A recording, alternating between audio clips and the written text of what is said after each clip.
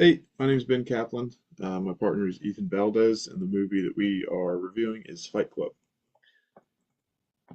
So, a little backstory. This movie is about the narrator, who is never named in the movie, and a man that he meets named Tyler Durden.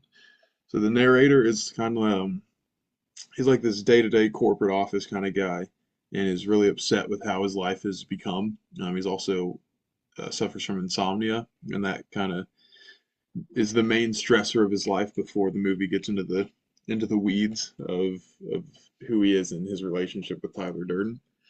Um, the culture of the movie, it's like a grungy, materialistic kind of thing. Like every interaction is just slightly uncomfortable that you have to witness during it.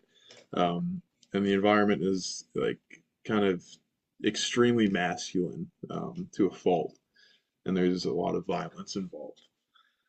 Um, So the narrator throughout the course of the movie kind of suffers from the stress from his insomnia, and then he starts becoming very irritable, starts losing track of time, and then after some fun shenanigans, he realizes that he is Tyler Durden.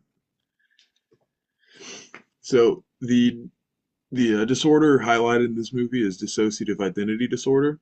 It's formerly known as multiple personality disorder, which is where two or more completely separate personalities have complete control over a person at a time. So that means that the personalities don't know that the other ones exist, so they don't perceive the time between when they're in the driver's seat. And so the context of this is that the movie was made in '99, um, and I wasn't alive back then, so perhaps the kind of playing a guessing game, but I think that the overly violent theme of the movie and this disorder might have been a result of how unstable people were viewed that suffered from disorders like this. So the evidence of dissociative identity disorder is first amnesia.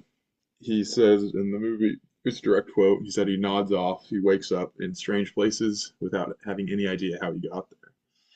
Now, that's kind of exactly what amnesia is. He loses track of time and he doesn't remember his interactions or decisions or experiences during that time that he lost.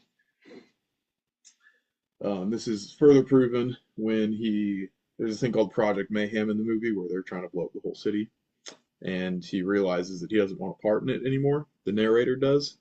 Um, so he goes around telling everyone to stop it, but he doesn't know that when Tyler Durden took over control, he had the conversation with those same people to not let him do so. That goes into the second key piece of evidence, which is that second distinct identity being Tyler Durden, who is a stark contrast to who the narrator is at his core.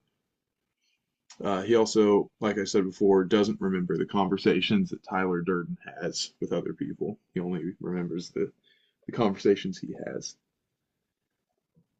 So the treatment that's recommended for this isn't very black and white. There's no cookie cutter application to this.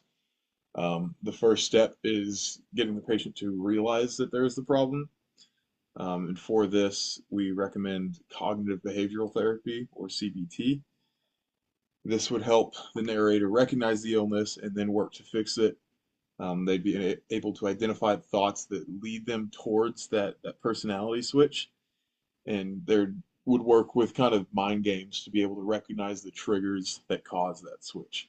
And some societal norms in the movie that might affect that treatment would be the societal norm that therapy is weak, not very masculine, that he as a man can solve his own problems, and that solving things with violence and anger uh, makes things better, which is not true.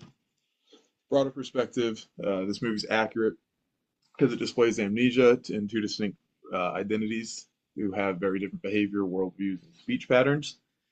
And it is also a coping mechanism for how upset he is at his life. It's inaccurate because it shows incredible violence, which isn't common in dissociative identity disorder. It shows a sudden realization and a cure when at the end he takes matters into his own hands. And there's a lack of childhood trauma, which tends to be a key part in dissociative identity disorder. Cool. Thank you.